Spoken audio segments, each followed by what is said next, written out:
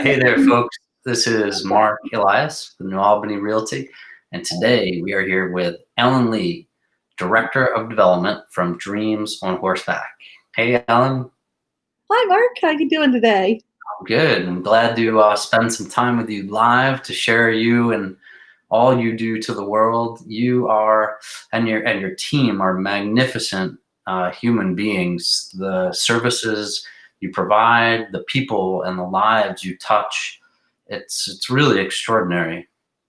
Well, thank you. I feel very blessed to work with just an amazing team of mostly women that have dedicated a portion of their lives to just bringing a really solid experience to kids from all different backgrounds and all different situations that they can hopefully take with them and grow and kind of help define themselves in the world from that experience. So it's Sure. quite a privilege. So development is my understanding is bringing in money, helping to drive foot traffic of your participants, military vets, at-risk teens, atypically developing children, Alzheimer patients, um, and how are you communicating this? Is it mostly online? Are you doing direct mail? How do you get it out there?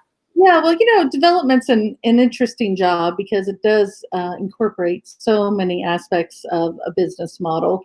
Um, so we do a lot of work with social media platform to kind of let people know who we are and what we do. We also work a lot through direct mailings at certain times of the year. We're very lucky to have a very supportive donor base that's kind of grown with us over the 18 years that we've been in business. Many of those donors have been faithful over a very long period of time, a decade or more, which is somewhat of unheard of in the nonprofit sector. And so when we're really in a pitch, which we may be at some point this year, we're very lucky to be able to directly go to donors through, either a letter or a phone call and get the support that we need. Yeah. Right now, everything has changed, right? So now we're doing a lot of trying to create virtual content at the farm while our participants are away to give them an opportunity to reconnect with their horses and the staff that they, look forward to each week, but now aren't able to come at the moment. We are working on ways to get them back there. So Right. Jennifer, your founder, said that you'd be doing virtual content where the instructors take temperatures of the horses and show you in depth how to do that. yes, we are trying to get a little bit of meat out there about the day-to-day care of horses. I was kidding, not the temperature part. Well, it could happen. It's a very real part of our horse care, I unfortunately. know. She was kidding with me and she said, if you come to volunteer, you're going to have to take temperatures. And I said, oh, let me rethink this whole volunteer thing. We won't make you, Mark. We promise. We'll let you just feed the treats while they're doing it. How about that? Thank you. Since the 1990s, I've been using various websites to advertise things, to find products, to find jobs. One site in particular that's existed for a long time is Craigslist. How did you use Craigslist? I understand you found an advertisement that was misclassified. How did that work out? I did. I had chosen to stay home with my kids when they were younger for quite some time. And originally, I graduated with a master's degree in education, undergraduate degree in English. And so I always knew at some point that I wanted to get back into education. In the meantime, our oldest, our daughter, had gotten involved with horses. And I say without any apology that I lived vicariously through her, having always wanted a horse of my own, but never having had one. And so we were still fairly new to horses, but I knew a little. We'd been involved maybe 2 or 3 years.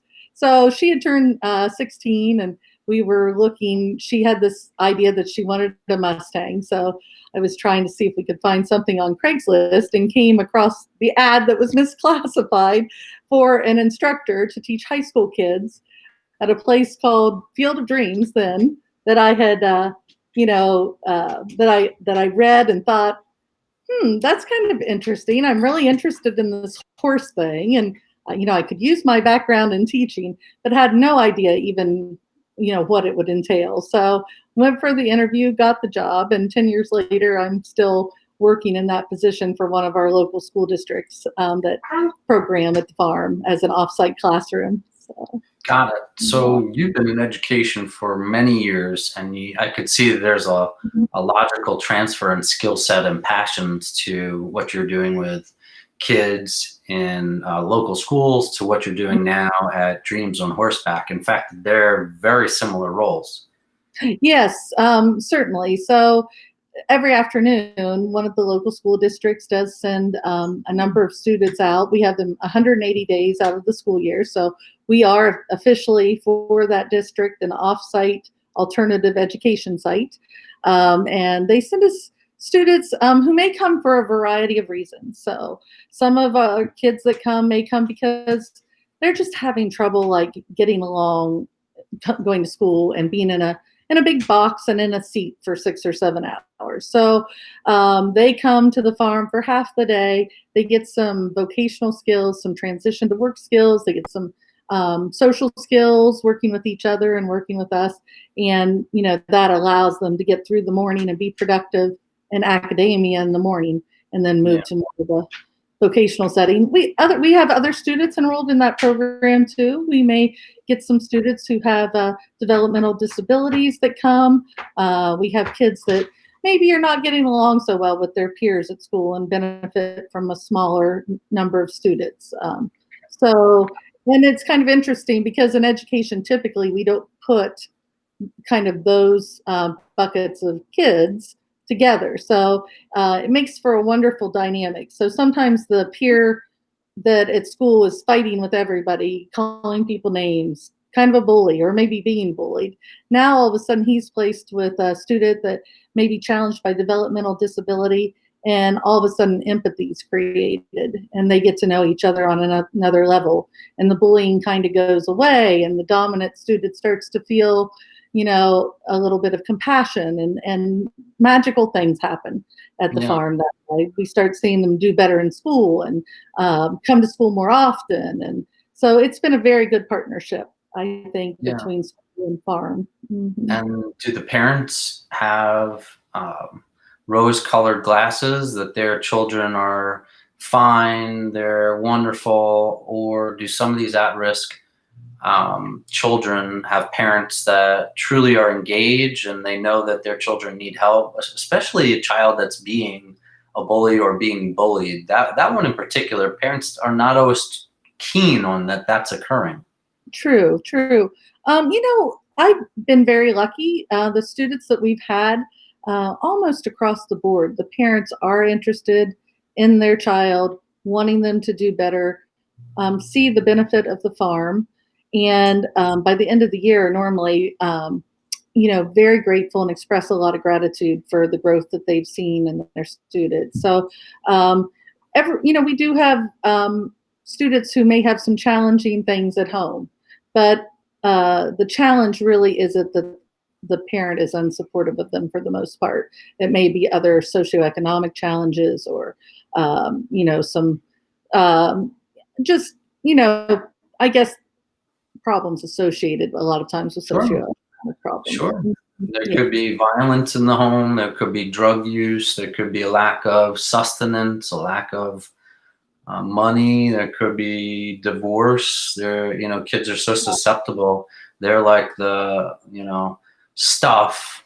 That's another way of me using a word that I'm not going to use in this broadcast, but stuff flows downhill. And of course, kids are the ones to catch most of that. And So all kids have stuff, just like all grown-ups have stuff. So we're just working with a group that at times may have even a little more stuff than, but not always. I don't want to completely pigeonhole our students because it is a very diverse group and diverse home life yeah, situations. sure. So And I mhm. I get that your participants, the ones you attract, the ones you welcome, the folks who come to wanting service, um, is really all across the board, even just from lessons. Yeah. to various therapies you provide, to even the volunteers. It sounds like you have so many volunteers that they, to some degree, are coming for the same reasons that the participants are. No, that's true. An awful lot of people I think that are drawn to farm settings and interaction with horses naturally find like a calming at the farm, a way of connecting. In some cases, we have people who may have lost a spouse who find that they have more time on their hands, empty nesters. We have also high school students that come and volunteer, and it's a way for them to get away from the noise of school and to have, a setting with some caring adults on their volunteer team that, end up going to their graduations because they volunteered together for, several years. So it's a special place. Yeah, it really is. And that's what drew me to you folks. I really look forward to coming next week to the barn and to meet some of the team members. Oh, Yeah, I have to excuse me for a moment, and then I'm just by happenstance, my dog happens to have pushed in the office doors. And so what was a quiet space is no longer. Come on, girl. Come on, girl. Let's go. Out. Out you go. Thank you. Thank you, honey. Okay. I'm sorry. Sorry about that. So, because my two dogs are at my feet and they get FED at about 3 o'clock, and I have the feeling that the howling could ensue at any moment. that's okay. So you've had many students, well, many people, but the individuals that you've had a lot of contact with are at-risk youth. What does at-risk mean? At risk of what? Well, it was kind of a buzzword in education that could have many meanings, I guess, surrounding it. They could be students that were at risk of, negative behaviors in their life, whether that might be attempting suicide or drug use or alcohol use, or maybe falling in with other students who are having issues that may be illegal activity. But in general, the way that we think about at risk for the students that we have is more one of two things. One, they're at risk of not graduating, which we all know makes for a very difficult path forward after graduation, after 18. And then the other is that they may be at risk of making a transition into the work world.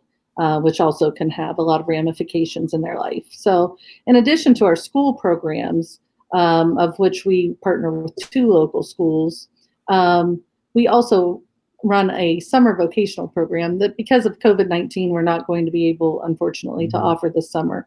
But we partner with Autism Speaks to offer a very similar curriculum in the summer to students that have ASD or autism spectrum disorder, where they work together to also learn primarily not only what is expected in a place of employment, but to work through a lot of the interpersonal challenges that children with ASD have, as Sure. far as, yes, because those can make it difficult to transition into employment. So Yeah. I feel like it's kind of an early intervention into that when they do graduate, and maybe they then align with the Ohio Opportunities for Disabilities, to find employment, supported employment. They will go into that system with a little better understanding of what it is they're expected to do on a job site and how to navigate what can be kind of a confusing social scene in a workplace.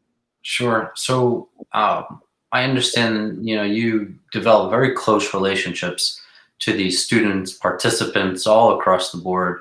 When we spoke, you had mentioned to me a really touching story about this particular boy who had atypical cognitive development. He had a transformation before your eyes. Yes, sometimes our horses participate in a way that we don't expect. And on this particular day, this student who was about 19 years old came off the bus and was really, you could tell, a combination of angry and depressed. And he went into the arena where the horses were, which is kind of separate from the barn aisle. So he was in there alone. So I went in to check on him, and you know, good looking, big kid. Looked like he could have been a good linebacker. Had tears in his eyes, and they started flowing. And he said to me, everybody thinks I'm stupid, Miss Ellen. All my life, people have told me, I'm stupid. And I'm using his words. I don't even like to say that word, but, and, I was just kind of letting him vent. And as I did, I was intent on him. And when I looked up, the two horses that had been in the arena had joined us and had hung their heads right pretty much into his hands. And, it was if they were saying it's going to be okay, we're here and we're supporting you. And his whole demeanor then changed with the presence of the horses. He could start to decompress all of that. And we could have a conversation that might have been otherwise a tough conversation and could have exploded into anger or whatever. And instead, those horses just kind of reeled him in and allowed him to say, do you think you're stupid? No, he didn't. And I said, well, we certainly don't think that here, and so sometimes the horses have their own plans for the day with our students, and we love when that happens. And it happens more frequently than one would expect. Yeah, So. yeah. Jennifer, your executive director, I mentioned that also the volunteers create that atmosphere for the horses to be very calm, very in tune. It's a very intuitive atmosphere of caring for people and being present and being peaceful. That's amazing. Yeah, I love what you guys are creating. Well, thanks. We appreciate that. And sometimes we have to be a little tough love too. No one loves to work, right? So sometimes we have to be a little bit tough. Some of our students have a pattern of trying to escape uncomfortable situations or something they don't want to do. So that's also a very real part of our charge there, is to teach kids the power of resilience. Resilience is I have started hearing that thrown around with how people are reacting in a healthy or non-healthy way right now to the pandemic. Has a lot to do with resilience and bringing kids there 180 days, and for 180 days they have to go into a dirty, manure-filled stall, and it's their job to clean it. There's something to be said for that. It shows you that you can do things that maybe you don't want to do, or it's not your preferred activity for the day, but you have a responsibility, or you have to care for the other animals and other people in your life, I guess. Sure.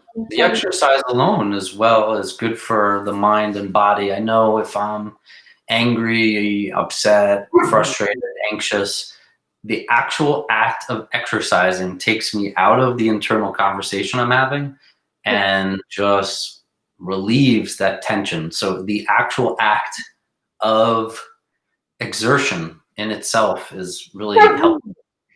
Yes, sometimes if we can get them started, that day, like if they come in and, some of our students might come in and be really either super angry, or they might be having a really bad day and want to pull their hood over their head, and kind of curl up in the fetal position. If we can get them engaged, once we can help them make that transition into what we call the work aisle, and they get started, they have that same reaction. It's a release, right, to be doing physical things. So it's helpful in so many ways, just by the very nature of it. Nothing we do, but the way it's designed, I guess. Sure. What are next steps for Dreams on Horseback? Are there any large vision, large plans, something that really will take your organization to the next level and impact even more people? Well, it's interesting that you ask that question, because with the pandemic, of course, we're all a little uncertain of where we can go right now. But our big picture is, when we get back to normal, and we will, is that our board right now is doing a lot of brainstorming about how it is that we can meet the demands for our services. And, spread into the broader community.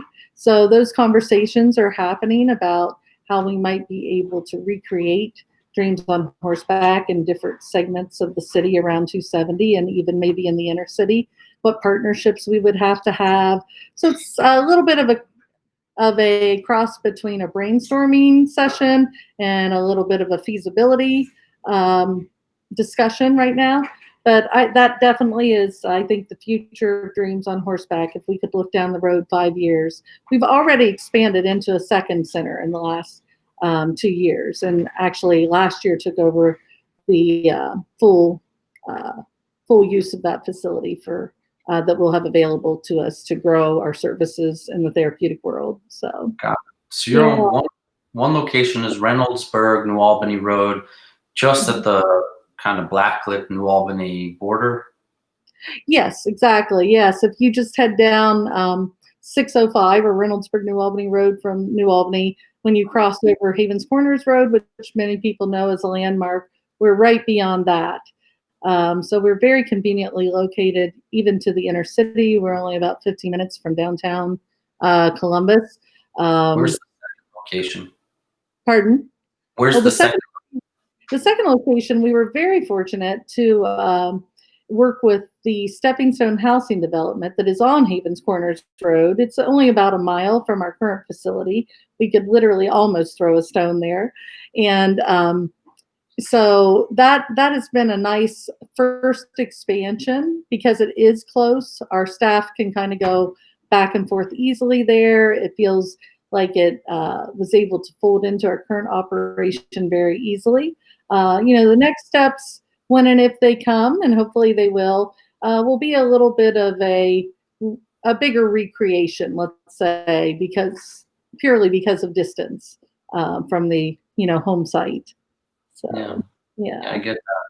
Your what you guys have created can be used everywhere. I mean, it can absolutely be franchised to every state, every city that has at-risk kids, which everywhere does, military veterans, which Yeah. all over the nation there is, and then seniors who have Alzheimer's or various cognitive things occurring with getting older. So it just would seem logical that once you get the model right, this can be done anywhere. It absolutely can, and it is. People aren't really aware, but there's a large organization, an international organization, exactly. An international organization, I should say, that governs therapeutic riding centers, across the world. And so in every state, there are a number of centers. Ours is a little bigger than most. And with that, as we have developed over 20 years, we now are at a position and we do oftentimes like present some of our programs at professional conventions. We host trainings by this organization at our center where people come from several states to attend those. And so we are kind of also entering into a new, I guess, role as influencer in the therapeutic industry. Yeah. Yeah. What's your personal aspiration for the brand and for the company? Is there something that you see as a opportunity that you'd really love to fulfill upon, in the coming years or beyond? Sure. Well, we purposely do only so much marketing because we are at capacity. And so for my big dreams is that, um, I, I love what we have to offer. I see the impact of it on participants and on participants' families. And I think to be able to have other sites that are accessible to people in the Columbus area is really, I think, the dream that I have, initially at least, to be able to not take that call from somebody who might be in Hilliard and hear that sigh on the other end of the phone that goes, "Oh, that's really far after school. We really want to do it, but it's like a 40-minute drive in traffic at least. I don't think we can do it."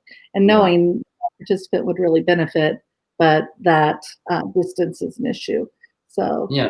and Okay. this is my own little personal thing too, is I have this little hidden thing that I don't say a lot, but I would love to have uh, to create a rural center in the midst of inner city Columbus, where we would have maybe just 4 horses, where we would be readily accessible to participants in the inner city, where they could easily come and have access to that rural setting within the city. Yeah. Um, we yes, that would be so cool. So I, won- I wonder how you do that. Like, what the real estate would have to be in order to for sure. house a couple of horses, and how it would need to be zoned. And there's not a whole lot of property, so I'm like already thinking logistically how you even do that. I don't know. Yes, it would. I kind of looked into a little bit about dog parks for one of my adult children who were interested in this model of a dog park where you have a food truck and couldn't make money at it and that type of thing. But I did learn, and maybe of course you'll know more about this than I would, but there are zones that can't be built on because there's utilities or something running underground. I mean, Sure. there would be a great partnership with some type of utility company that may own the rights to that, because we would maybe have semi-permanent buildings, as full buildings I don't think are considered permanent buildings. And my executive director is going to kill me for even talking about this. No, That's not at all. actually what my personal vision was. So Yeah. Well, sorry. your personal vision is in line with the mission. So it's not as though you're talking out of turn. This is about helping people. This is about bringing in more volunteers and adding to your resources, which Jennifer Hansen has already said is part of the mission and the next step. So I Yes, wouldn't be. it's one dreamer to another. I know Jennifer will understand. She has had such vision for Dreams on Horseback, as the founder, clear through the 18 years. I mean, she is just stalwart in her devotion to, continuing to serve people as they come to us and ask for support. Yeah. So, So what have you learned about yourself now, having worked with horses and people for all these years? what did I learn about myself? Um, I think that through this 10 years, I've become a more patient person in general. Um, and I think a lot of that comes from that environment, to sometimes let things happen and not always be looking for, the next best way to improve things, or to be so goal oriented, but rather to have sometimes when you just live in the moment and let the moment take care of itself. Sure. And I think part of the environment there. And because honestly, one would think that people who are drawn to that environment might be kind of type B personalities. We're really not. Almost across the board of our 27 employees, we're all kind of type A's, and we want things to be really good. Yeah. And um, but I think that maybe is also the appeal of horses for all of us, is because maybe everybody kind of gets that to breathe, live in the moment, learn from what's happening around you. Yeah. So, I don't think it would be possible to grow the size of your organization if you didn't have people that were really buttoned up, type A. I've worked with nonprofits when I was an animal assisted therapist and a dog trainer, and typically they don't grow to the size and scope that you folks have. That's not to say that one is better than the other. Just for no, anyone viewing or listening, it's important we distinguish that. It's just the scope is particularly larger. I know for me, when I was in animal assisted therapy, I definitely learned greater patience. And now that I have kids, mhm. it's kind of like I'm going through my version of Dreams on Horseback, except Yes. it's like Yes. dreams in diapers. I hear you. I had that phase too. Yeah, yeah. So I'm learning patience, and then when you learn patience for others, I think I'm beginning to learn patience for myself, and that comes with time. That comes Yes, with I agree. Yeah. Yes, that's one thing that only time can give you sometimes. Yeah, yeah. uh-huh. We well, I don't spend time caring for others in the way that you do right now, but you give so much good stuff away that it's pretty amazing. You have so many families and individuals that you've touched. You got to feel pretty proud about your personal contributions to this organization. Yeah, proud is kind of an odd word. I think I feel good about it. You feel I feel good about it. I think, I won't do this forever, but I think when I look back on this period of my life, um, I will feel really good about it. And with the development side too, when Jennifer had asked me to step into that role, I was like, "Ugh, I don't really like to ask people for money." But for this organization, it's a very easy thing to do because I know, number one, how it's spent with integrity to do the most good for the most people. And also, we have a board member, Eric Hunker, who is a development director for a very long time and is, I think, head of school now at Columbus Academy. And he explained to me that, when you ask people for money, what you're doing is giving them an opportunity to do good in the world. And you should never uh, be nervous about asking people to do that because what you're really doing is offering them a way to make an impact and have the same feeling that you do about having worked here.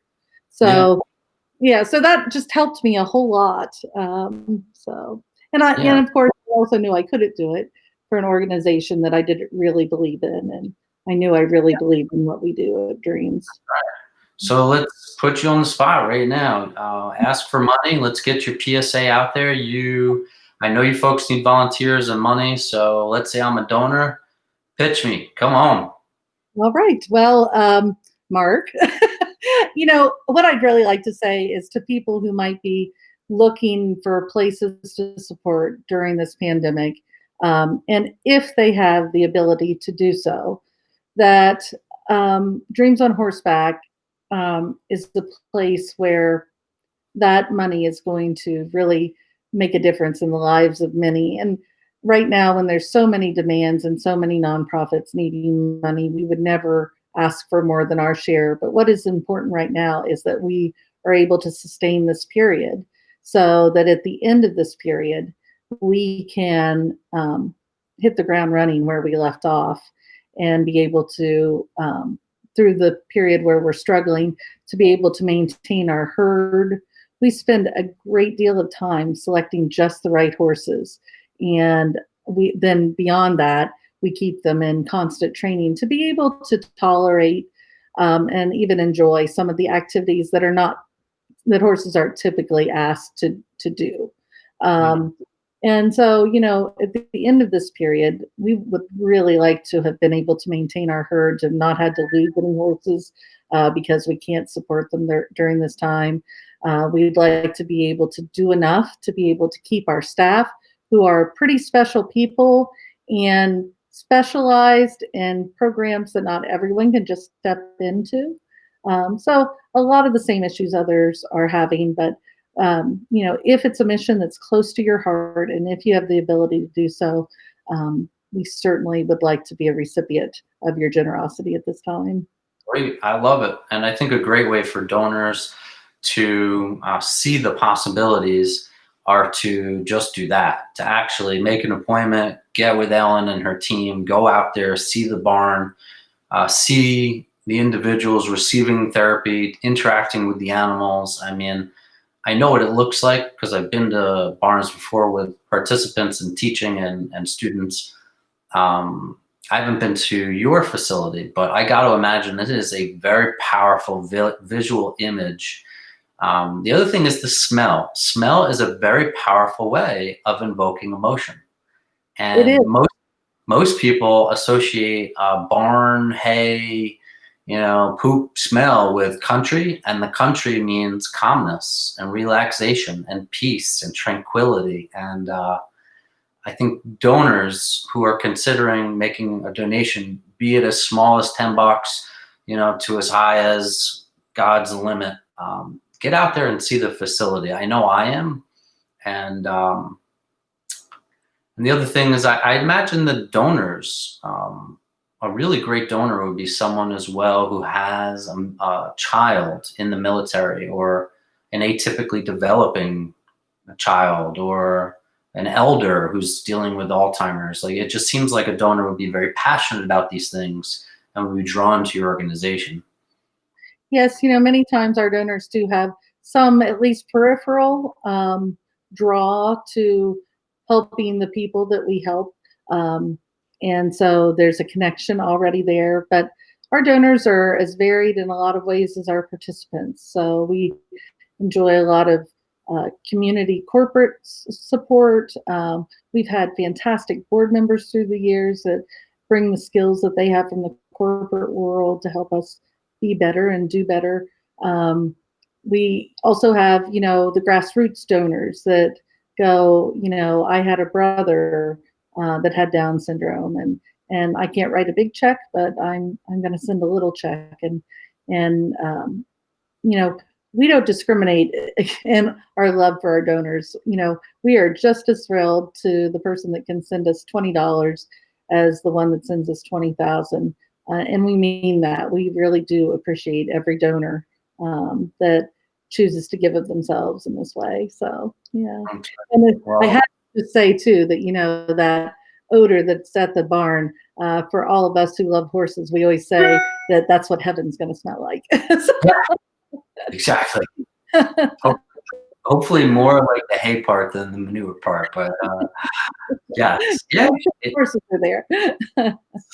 it is funny how it makes you feel. You can smell something and it floods you with emotion. I know for me, the smell of recently laid blacktop reminds me of being 9 years old with my blue bicycle and a pair of shorts in the summertime, July, 80-degree weather, with my juice box waiting for me on my driveway. Oh, isn't that funny how it can bring back such a vivid, detailed memory? I love that. I love that. Yeah. So, Well, I have so much more to talk to you about. Unfortunately, our time constraints are about where I think viewers may kind of curtail off with the time they have available. So, sure. Well, good things must come to an end, Mark. But all we good certainly, things. yeah, we really appreciate you for allowing us to share our story with your viewers, and we look forward to you coming to the barn to volunteer, and so all good things. So thank you so much. Awesome. Ellen, thank you so much. Ellen Lee, Director of Development at Dreams on Horseback. My name is Mark Elias from Albany Realty. We'll see you again real soon.